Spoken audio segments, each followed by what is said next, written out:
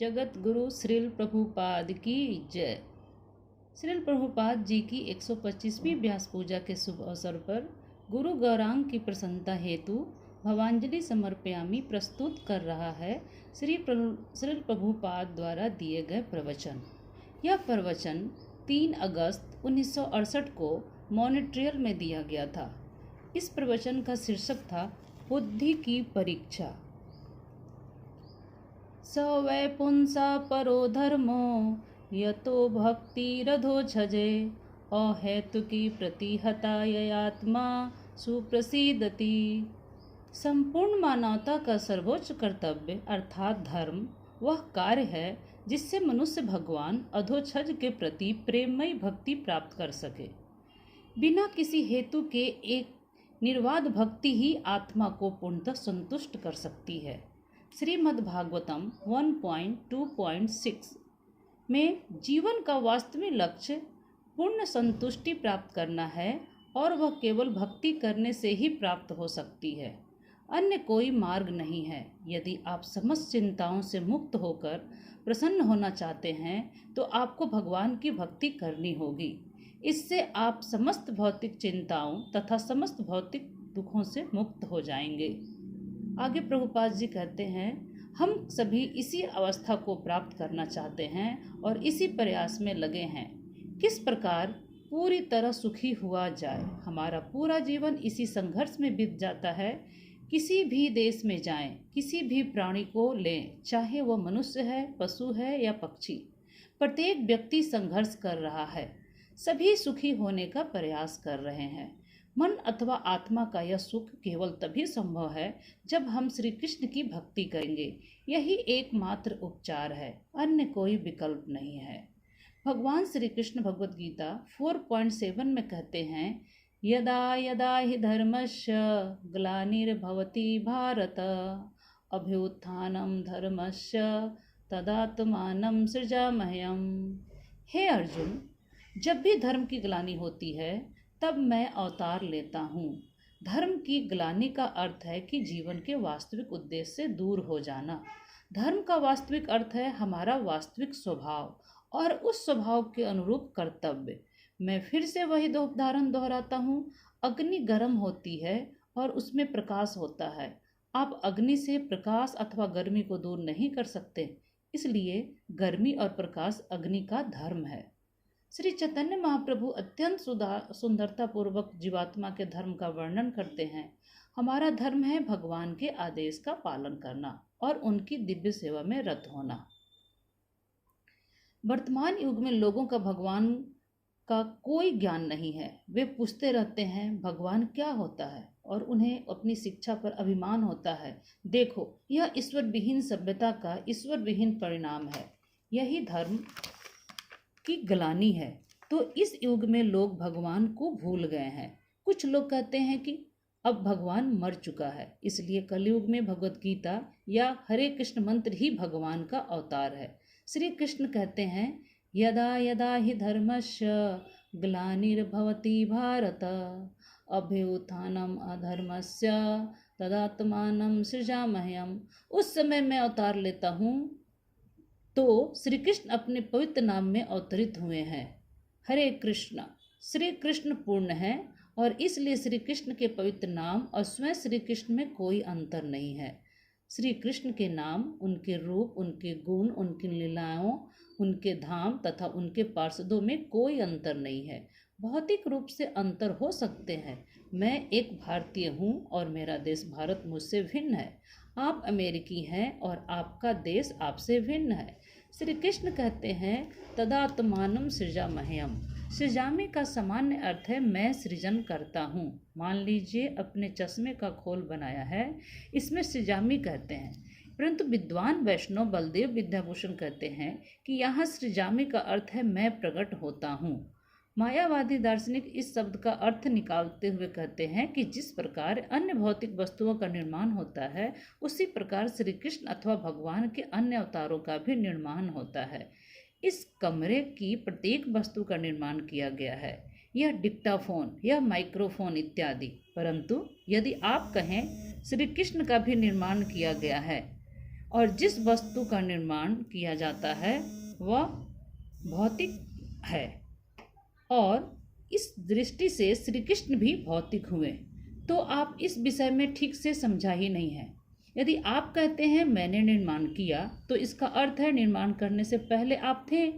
क्यों? यदि आप कहें मैंने इस चश्मे के खोल का निर्माण किया है तो इसका अर्थ हुआ कि इस खोल के निर्माण से पहले आप थे। आप इसे अस्वीकार नहीं कर सकते। यह खोल नहीं कह सकता कि मैंने स्वयं अपना निर्माण किया है। यह संभव नहीं है। आगे श्रील प्रभुपाद कहते हैं, श्री कृष्ण कहते हैं तदात्मानम सृजामह्यम। आत्मानम अर्थात शरीर, मन अथवा आत्मा श्री कृष्ण परमात्मा है, तो वे किस प्रकार अपनी आत्मा का निर्माण कर सकते हैं? वे अपनी आत्मा से अभिन्न है, वे परम पूर्ण है। इसलिए बलदेव विद्याभूषण कहते हैं कि यहाँ सृजामी का अर्थ है मैं प्रकट होता हूँ अथवा मैं अपने प्राकट्य का निर्माण करता हूँ। सूर्य अपने प्राकट्य का निर्माण करता है। सूर्य पहले से ही है, परंतु सूर्योदय होने पर आप कह सकते हैं कि सूर्य ने अपने प्राकट्य का निर्माण किया है। श्री कृष्ण प्रकट क्यों होते हैं? अगले श्लोक में इसका वर्णन किया गया है। परित्राणाय साधूनां विनाशाय च दुष्कृतां धर्म संस्थापना अर्थाय संभवामि युगे युगे। भक्तों का उद्धार तथा दुष्टों का विनाश करने, धर्म की पुनः स्थापना करने के लिए मैं स्वयं युग युग में प्रकट होता हूँ। गीता 4.8। प्रत्येक युग में जिस प्रकार अनेक ऋतुएं होती हैं, जैसे बसंत, ग्रीष्म, शरद, शीत इत्यादि, वे सब चक्र में आती जाती हैं। इसी प्रकार काल को भी 4 युगों में विभाजित किया गया है। वे हैं सत्ययुग, त्रेता युग, द्वापर युग, कलयुग। श्री कृष्ण कहते हैं धर्म संस्थापना अर्थाय संभवानि युगे युगे। धर्म की स्थापना के लिए मैं प्रत्येक युग में आता हूँ। श्रीमद् भागवतम में 11.5.32 में कहा गया है, कृष्ण वर्णम त्विषा कृष्णम संगोपार्गन शास्त्र पार्षदम यज्ञ संकीर्तन प्रज्ञेर यजंती ही सुमेधसा। कलयुग में बुद्धिमान मनुष्य संकीर्तन द्वारा भगवान के उस अवतार की पूजा करते हैं जो सदैव श्री कृष्ण के नामों का उच्चारण करता है। यद्यपि श्री कृष्ण के उस अवतार का रंग श्यामल नहीं, अपितु वे श्री कृष्ण हैं। वे अपने परिकरों, सेवकों, अस्त्रों एवं पार्षदों के साथ रहते हैं। श्री कृष्ण कलयुग में अवतरित होते हैं और उनके ये लक्षण हैं। जिस प्रकार भगवान बुद्धि के लक्षणों का वर्णन किया है, उसी प्रकार श्री चैतन्य महाप्रभु के लक्षणों का भी वर्णन है। कृष्ण वर्णम, वे श्री कृष्ण ही होंगे और सदैव संकीर्तन करेंगे। और त्विषा अकृष्णम, परंतु उनके शरीर का रंग कृष्ण अर्थात काला नहीं होगा। श्री चैतन्य महाप्रभु का वर्ण अत्यंत गोरा था, सोने जैसा। इसलिए उनका एक नाम है गौर सुंदरम और एक नाम है गौरांग, अर्थात जिनके अंग अत्यंत गोरे हैं। और इस युग में किस प्रकार भगवान श्री कृष्ण की पूजा की जाए? यज्ञ संकीर्तन प्रयर्जनंती ही सुमेधसा। बुद्धिमान लोग ही भगवान के इस रूप की पूजा करते हैं। सुमेधसा, सु अर्थात बहुत अच्छी और मेधसा अर्थात बुद्धि। जिसकी बुद्धि अत्यंत श्रेष्ठ है, केवल वही इस संकीर्तन आंदोलन को समझ सकता है।